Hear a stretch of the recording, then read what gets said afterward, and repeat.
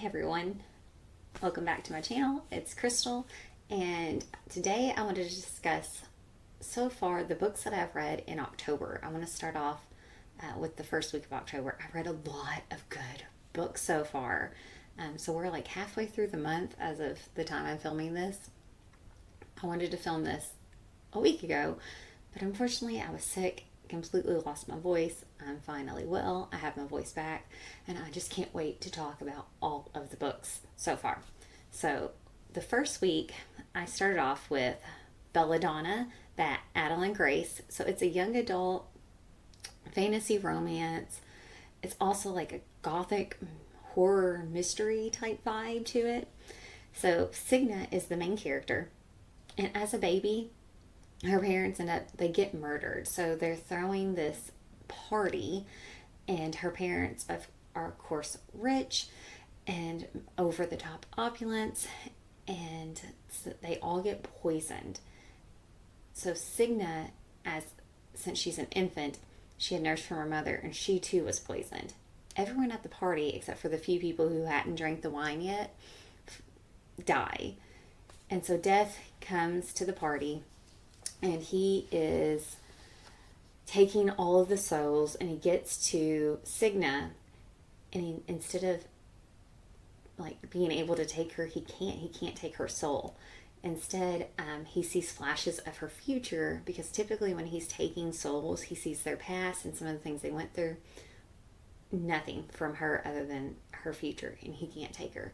So he's like, well, this is intriguing. This has never happened before. So then it goes to later on, she gets passed to her grandmother, who dies when she's around 10 years old, I think.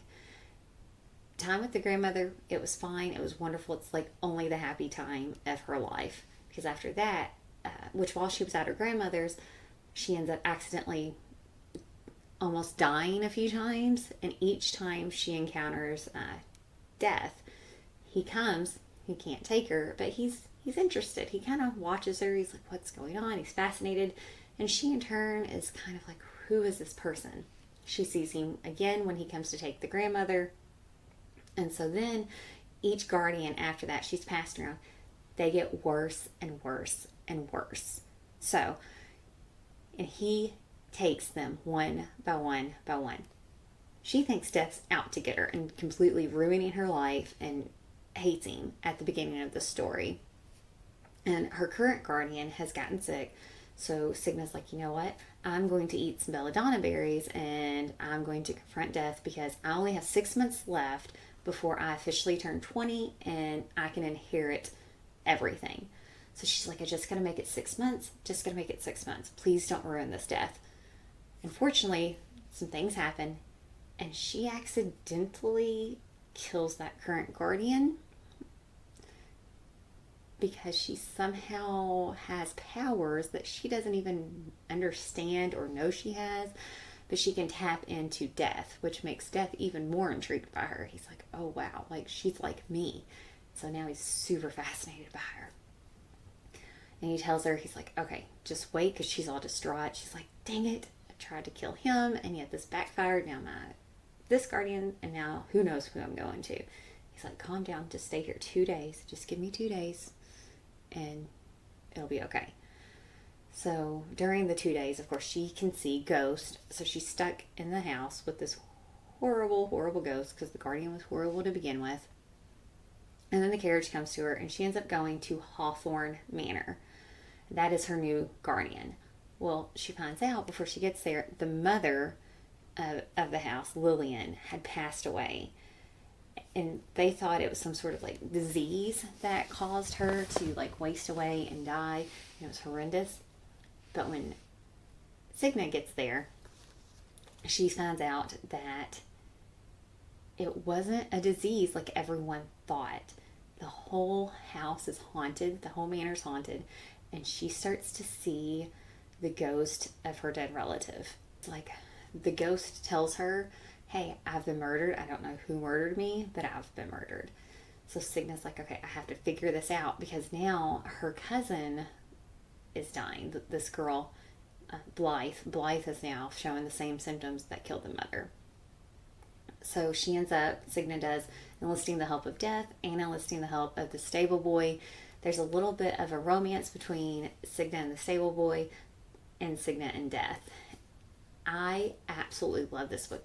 It's super creepy when it describes the ghost and it describes like the manner and the feel. Definitely like gothic, like scary murder mystery vibes. I devoured this so quickly. The character development I really enjoyed. The end was a twist I didn't quite see coming, which that I enjoy that, and I love the slow. It's a slow burn. It's just a very slow, sweet romance because this is the first time that she's ever had feelings for another person, especially in this way. So it's her finding herself and finding out how to use her actual powers as well.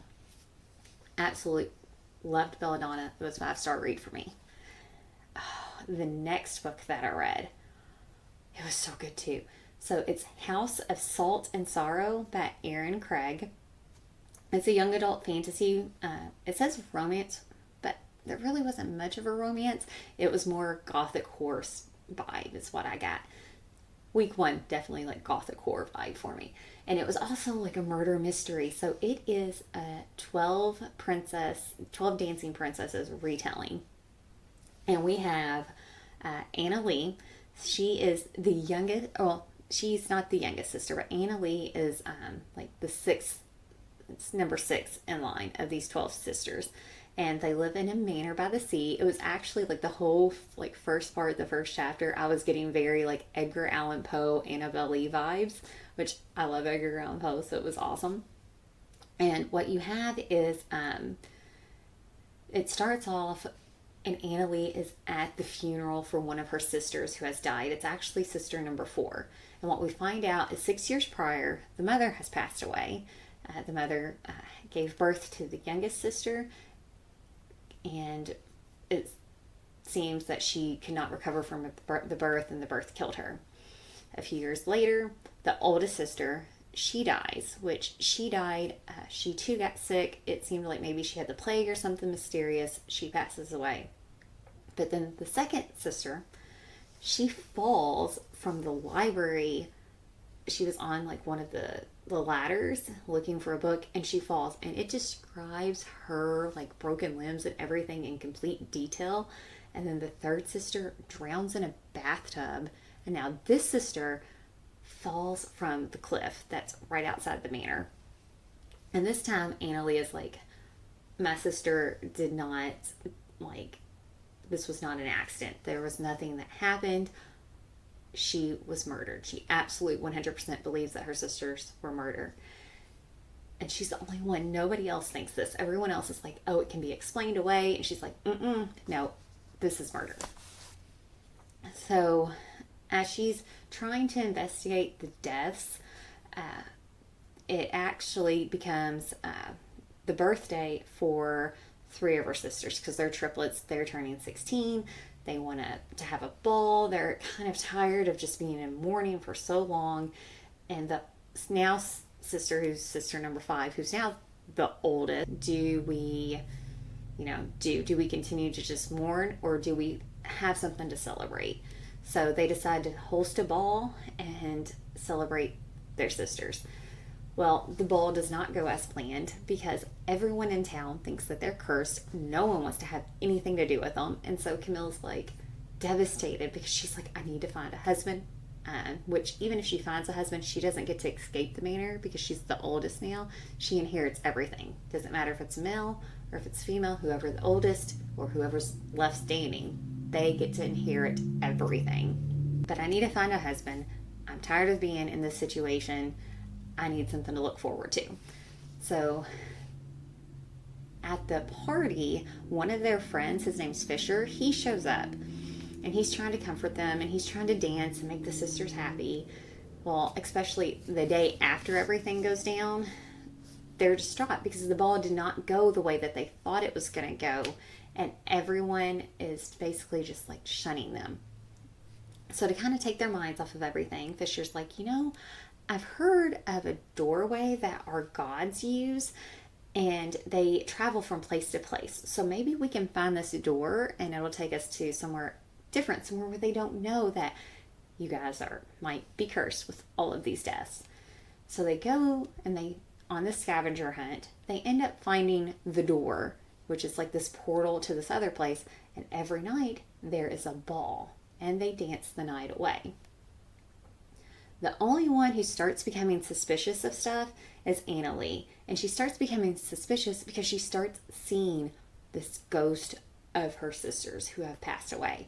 And I'm talking, it is creepy, so creepy. It is like this one scene was talking about like she's sitting here conversing with like her younger sister, and all of a sudden like this creepy like hand reaches over and she can see it.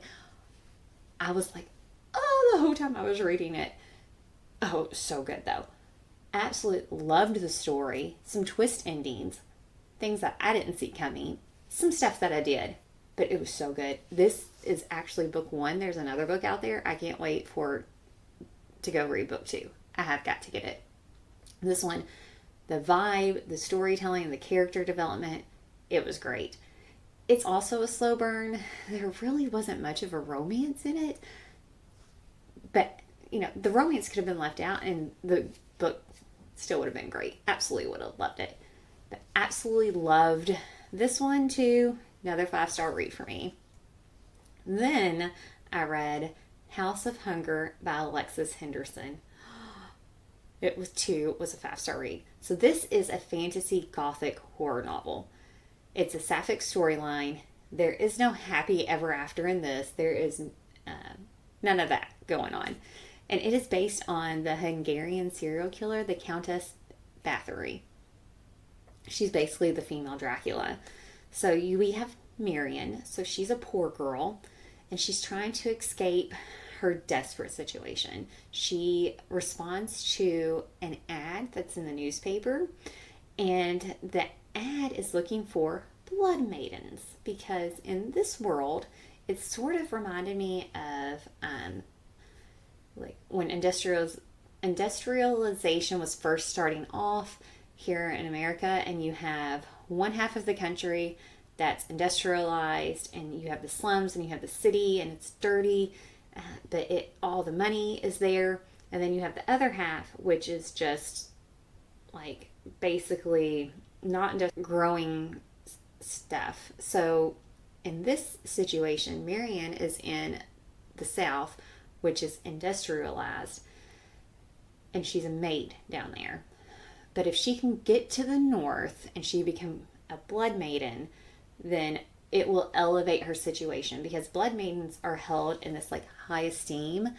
They are not only indentured, but they not only give their blood to the lord or the lady of the manor, they also their body as well. So down south, they see this as like taboo, and they don't hold blood maidens in high regard, but in the North, they sought after and highly prized. So she ends up accepting a position when she gets up there, and she's chosen to be the blood maiden.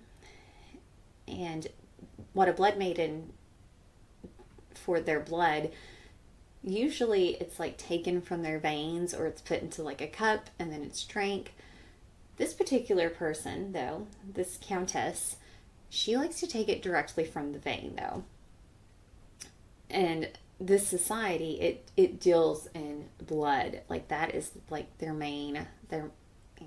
thing. I mean, there's currency and there's jewels and stuff and opulence, but blood is key here. And blood is supposed to like cure certain diseases. And the countess she's sick. No one really knows what she has, but she has to consume more and more blood. So she has 6 blood maidens right now. And that's not even like cutting it. Like she needs to feed every single day. What's so good about this writing is you have Marianne, who's like slowly seduced by the countess. And so she slowly just like falls under the countess's spell, just like Dracula. and she doesn't understand that she's being manipulated and that this whole relationship is abusive until it's like almost too late. And she starts to question things. She starts to say, well, what happens to the blood maidens once they're no longer a blood maiden? It's supposed to be that they are retired and they live in luxury and they have like an allowance every month that they're supposed to get. But she starts finding things and seeing things in this creepy manner that make her question her reality and finally make her see that the Countess isn't the savior that she thought that the Countess was. It was great. It was actually a quick read too, so it was just wonderful. I highly recommend it. It is spooky. It is wonderful. Those are the 3 books that I read for the first week of October. All 3 of them 5-star reads. Absolutely loved it. And can't wait to tell you about what I read in week 2. So I'll see you in the next video. Thanks.